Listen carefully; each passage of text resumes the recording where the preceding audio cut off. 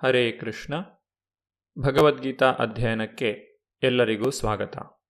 ಭಗವದ್ಗೀತೆಯ 8ನೇ ಅಧ್ಯಾಯವನ್ನು ಅಕ್ಷರ ಪರಬ್ರಹ್ಮಯೋಗ ಎಂದು ಕರೆಯುತ್ತಾರೆ. ಭಗವಂತನ ಆಧ್ಯಾತ್ಮಿಕ ಧಾಮದ ಕುರಿತಾಗಿ ಭಗವಂತನು ಇಲ್ಲಿ ನಮಗೆ ತಿಳಿಸಿಕೊಡುತ್ತಿದ್ದಾನೆ. ಪರಸ್ತಸ್ಮಾತ್ತು ಭಾವೋನ್ಯೋ ವ್ಯಕ್ತೋ ಅವ್ಯಕ್ತ ಸನಾತನಃ ಯಾಸಾ ಸರ್ವೇಷು ಭೂತೇಷು ನಶ್ಯತ್ಸು ನ ವಿನಶ್ಯತಿ. ಅನುವಾದ: ಆದರೆ ಇನ್ನೊಂದು ಅವ್ಯಕ್ತವಾದ ಪ್ರಕೃತಿ ಇದೆ, ಅದು ನಿತ್ಯವಾದದ್ದು ಮತ್ತು ಈ ವ್ಯಕ್ತ ಮತ್ತು ಅವ್ಯಕ್ತ ಜಡವಸ್ತುವನ್ನು ಮೀರಿದ್ದು. ಅದು ಪರಮೋನ್ನತವಾದದ್ದು ಮತ್ತು ಎಂದೂ ನಾಶವಾಗುವುದಿಲ್ಲ. ಈ ಜಗತ್ತಿನಲ್ಲಿರುವ ಎಲ್ಲವೂ ನಾಶವಾದಾಗ ಆ ಭಾಗವು ಇದ್ದಂತೆಯೇ ಇರುತ್ತದೆ. ಐಹಿಕ ಪ್ರಕೃತಿಯು ವ್ಯಕ್ತವಾದದ್ದು ಮತ್ತು ಬ್ರಹ್ಮನ ಹಗಲು ರಾತ್ರಿಗಳಲ್ಲಿ ಸೃಷ್ಟಿಯಾಗಿ ನಾಶವಾಗುವಂತಹದ್ದು. ಆದರೆ ಭಗವಂತನ ದಿವ್ಯಧಾಮವು ನಿತ್ಯ ಶಾಶ್ವತವಾಗಿ ಇರುವಂತಹದ್ದು. ಭಗವಂತನು ಇಲ್ಲಿ ನಮಗೆ ಆ ದಿವ್ಯಧಾಮವನ್ನು ತಲುಪುವಂತಹ ವಿಧಾನವನ್ನು ತಿಳಿಸಿಕೊಡುತ್ತಿದ್ದಾನೆ. ಅವ್ಯಕ್ತೋಕ್ಷರ ಇತ್ಯುಕ್ತಸ್ತಮಾಹು ಪರಮಾಂ ಗತಿಂ ಯಂ ಪ್ರಾಪ್ಯ ನ ನಿವರ್ತಂತೆ ತದ್ಧಾಮ ಪರಮಂ ಮಮ. ಅನುವಾದ: ಯಾವುದನ್ನು ವೇದಾಂತಿಗಳು ಅವ್ಯಕ್ತ ಮತ್ತು ಅಕ್ಷರ ಅಂದರೆ ಚ್ಯುತಿರಹಿತ ಎಂದು ವರ್ಣಿಸುತ್ತಾರೋ, ಯಾವುದನ್ನು ಪರಮಗತಿ ಎಂದು ತಿಳಿಯುತ್ತಾರೋ, ಯಾವ ಸ್ಥಾನವನ್ನು ಒಮ್ಮೆ ಸೇರಿದರೆ ಮನುಷ್ಯನು ಎಂದೂ ಹಿಂದಿರುಗುವುದಿಲ್ಲವೋ ಅದು ನನ್ನ ಪರಮನಿವಾಸ. ಭಗವಂತನ ಪರಮನಿವಾಸವನ್ನು ಚಿಂತಾಮಣಿಧಾಮ ಎಂದು ಕರೆಯುತ್ತಾರೆ. ಇದನ್ನು ನಾವು ಬ್ರಹ್ಮ ಸಂಹಿತೆಯಲ್ಲಿ ಕಾಣಬಹುದು.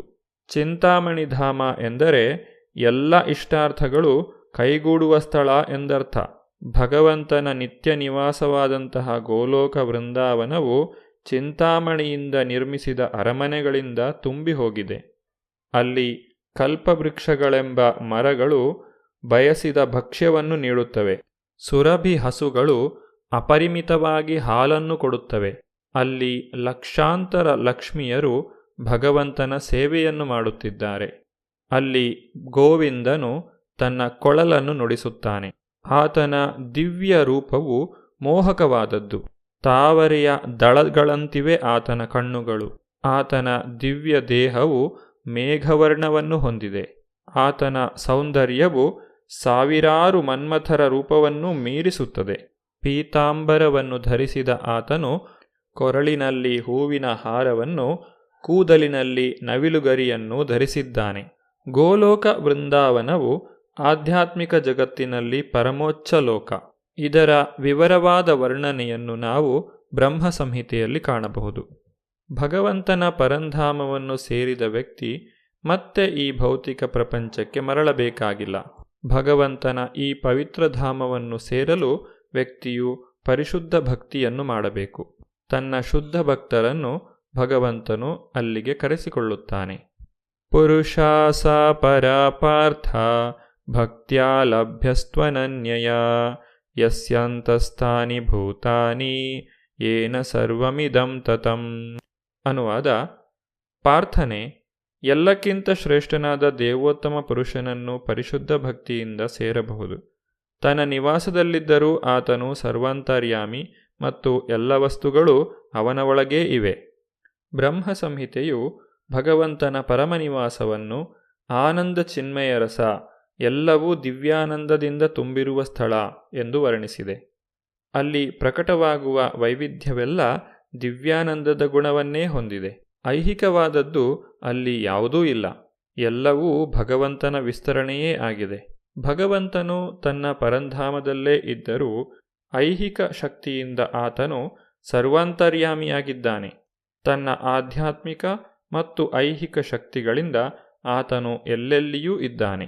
ಭಗವಂತನ ಪವಿತ್ರ ಧಾಮವನ್ನು ವ್ಯಕ್ತಿಯು ಭಕ್ತಿಯಿಂದ ಮಾತ್ರ ಸೇರಲು ಸಾಧ್ಯ. ಬೇರಾವ ಮಾರ್ಗದಿಂದಲೂ ಇದು ಸಾಧ್ಯವಿಲ್ಲ.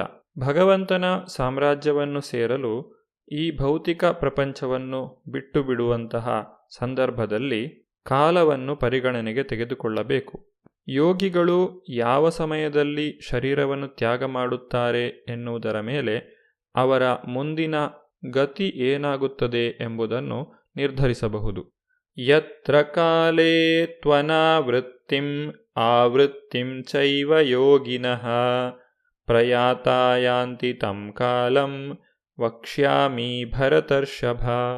ಅನುವಾದ: ಭರತ ವಂಶದಲ್ಲಿ ಶ್ರೇಷ್ಠನಾದ ಅರ್ಜುನನೇ, ಯೋಗಿಯು ಈ ಜಗತ್ತನ್ನು ಯಾವ ಸಮಯದಲ್ಲಿ ಬಿಟ್ಟರೆ ಹಿಂದಕ್ಕೆ ಬರುತ್ತಾನೆ ಅಥವಾ ಬರುವುದಿಲ್ಲ ಎನ್ನುವುದನ್ನು ಈಗ ವಿವರಿಸುತ್ತೇನೆ. ಸಂಪೂರ್ಣವಾಗಿ ಭಗವಂತನಿಗೆ ಶರಣಾಗತರಾದ ಪರಮಪ್ರಭುವಿನ ಪರಿಶುದ್ಧ ಭಕ್ತರು ತಮ್ಮ ದೇಹಗಳನ್ನು ಯಾವಾಗ ಹೇಗೆ ತ್ಯಜಿಸುತ್ತೇವೆ ಎಂದು ಚಿಂತಿಸುವುದೇ ಇಲ್ಲ. ಅವರು ಎಲ್ಲವನ್ನೂ ಭಗವಂತನ ಕೈಗಳಿಗೆ ಒಪ್ಪಿಸಿದ್ದಾರೆ. ಆದುದರಿಂದ ಸುಲಭವಾಗಿ ಸಂತೋಷದಿಂದ ಭಗವದ್ಧಾಮಕ್ಕೆ ಹಿಂದಿರುಗುತ್ತಾರೆ. ಆದರೆ ಪರಿಶುದ್ಧ ಭಕ್ತರಾಗಿಲ್ಲದೆ ಕರ್ಮಯೋಗ, ಜ್ಞಾನಯೋಗ ಮತ್ತು ಹಠಯೋಗಗಳಂತಹ ಸಾಧನಗಳನ್ನು ಅವಲಂಬಿಸಿದವರು ದೇಹವನ್ನು ಸೂಕ್ತವಾದ ಸಮಯದಲ್ಲಿ ತ್ಯಜಿಸಬೇಕು.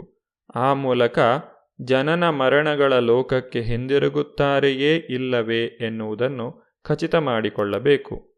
ಯೋಗಿಯು ಪರಿಪೂರ್ಣನಾಗಿದ್ದರೆ ಈ ಐಹಿಕ ಜಗತ್ತನ್ನು ಬಿಡುವ ಕಾಲವನ್ನು, ಸನ್ನಿವೇಶವನ್ನು ಆತನೇ ಆರಿಸಿಕೊಳ್ಳಬಹುದು. ಆದರೆ ಆತನು ಅಷ್ಟು ಪ್ರವೀಣನಲ್ಲದೇ ಹೋದರೆ ಅಕಸ್ಮಾತ್ತಾಗಿ ಆತನು ಸೂಕ್ತವಾದ ಸಮಯದಲ್ಲಿ ಮರಣ ಹೊಂದುವುದನ್ನೇ ಅವನ ಯಶಸ್ಸು ಅವಲಂಬಿಸಿರುತ್ತದೆ. ಮರಣ ಹೊಂದಿದ ಮೇಲೆ ಈ ಭೌತಿಕ ಪ್ರಪಂಚಕ್ಕೆ ಬರದೇ ಇರುವಂತಹ ಪರಿಸ್ಥಿತಿ ಒದಗಬೇಕಾದರೆ ಸೂಕ್ತವಾದಂತಹ ಸಮಯ ಯಾವುದು ಎಂಬುದನ್ನು ಭಗವಂತನು ಮುಂದಿನ ಶ್ಲೋಕದಲ್ಲಿ ವಿವರಿಸುತ್ತಿದ್ದಾನೆ. ಅಗ್ನಿರ್ಜ್ಯೋತಿರಃ ಶುಕ್ಲ ಷಣ್ಮಾಸ ಉತ್ತರಾಯಣಂ ತತ್ರ ಪ್ರಯಾತ ಗಚ್ಚಂತಿ ಬ್ರಹ್ಮ ಬ್ರಹ್ಮವಿದೋ ಜನ. ಅನುವಾದ: ಪರಬ್ರಹ್ಮನನ್ನು ಬಲ್ಲವರು ಅಗ್ನಿದೇವತೆಯ ಪ್ರಭಾವದ ಕಾಲದಲ್ಲಿ, ಬೆಳಕಿನಲ್ಲಿ, ಹಗಲು ಶುಭ ಕ್ಷಣದಲ್ಲಿ, ಶುಕ್ಲ ಪಕ್ಷದಲ್ಲಿ, ಉತ್ತರಾಯಣದ 6 ಮಾಸಗಳಲ್ಲಿ ಈ ಜಗತ್ತನ್ನು ಬಿಟ್ಟು ಪರಬ್ರಹ್ಮನನ್ನು ಸೇರುತ್ತಾರೆ. ಮರಣಕಾಲದಲ್ಲಿ ಮನಸ್ಸು ಮನುಷ್ಯನನ್ನು ಒಂದು ಹೊಸ ಬದುಕಿನ ಮಾರ್ಗಕ್ಕೆ ಕೊಂಡೊಯ್ಯುತ್ತದೆ. ಆಕಸ್ಮಿಕವಾಗಿಯಾಗಲಿ ಅಥವಾ ವ್ಯವಸ್ಥೆ ಮಾಡಿಕೊಂಡಾಗಲಿ ಮೇಲೆ ಹೇಳಿದ ಕಾಲದಲ್ಲಿ ದೇಹವನ್ನು ಬಿಟ್ಟಂತಹ ವ್ಯಕ್ತಿಯು ಬ್ರಹ್ಮಜ್ಯೋತಿಯನ್ನು ಸೇರುತ್ತಾನೆ. ಯೋಗಾಭ್ಯಾಸದಲ್ಲಿ ಮುಂದುವರಿದಂತಹ ವ್ಯಕ್ತಿಯು ತನ್ನ ಮರಣಕಾಲವನ್ನು ತಾನೇ ನಿರ್ಧರಿಸಿಕೊಳ್ಳಬಹುದು. ಆದರೆ ಇದು ಎಲ್ಲರಿಗೂ ಸಾಧ್ಯವಾಗುವುದಿಲ್ಲ. ಕೃಷ್ಣ ಪ್ರಜ್ಞೆ ಇರುವ ಪರಿಶುದ್ಧ ಭಕ್ತನು ದೇಹವನ್ನು ಶುಭಗಳಿಗೆಯಲ್ಲಿ ಬಿಡಲಿ, ಅಶುಭಗಳಿಗೆಯಲ್ಲಿ ಬಿಡಲಿ, ಆಕಸ್ಮಿಕವಾಗಿ ಬಿಡಲಿ, ಏರ್ಪಾಟು ಮಾಡಿಕೊಂಡು ಬಿಡಲಿ, ಅವನಿಗೆ ಜನನ ಮರಣದ ಚಕ್ರಕ್ಕೆ ಹಿಂದಿರುಗುವ ಭಯವಿಲ್ಲ. ಯಾವ ಸಮಯದಲ್ಲಿ ಶರೀರವನ್ನು ತ್ಯಾಗ ಮಾಡಿದರೆ ನಾವು ಈ ಭೌತಿಕ ಪ್ರಪಂಚಕ್ಕೆ ಮತ್ತೆ ಬರಬೇಕಾಗುತ್ತದೆ ಎಂಬುದರ ಬಗ್ಗೆ ಮುಂದಿನ ಶ್ಲೋಕದಲ್ಲಿ ಭಗವಂತನು ತಿಳಿಸಿಕೊಡುತ್ತಿದ್ದಾನೆ.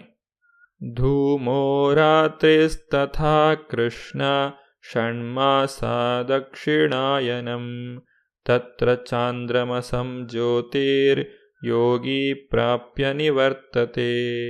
ಅನುವಾದ: ಧೂಮಕಾಲದಲ್ಲಿ, ರಾತ್ರಿಯಲ್ಲಿ, ಕೃಷ್ಣ ಪಕ್ಷದಲ್ಲಿ, ದಕ್ಷಿಣಾಯನದ 6 ತಿಂಗಳಲ್ಲಿ ಮರಣ ಹೊಂದುವ ಯೋಗಿಯು ಚಂದ್ರಲೋಕವನ್ನು ಸೇರುತ್ತಾನೆ. ಆದರೆ ಮರಳಿ ಬರುತ್ತಾನೆ.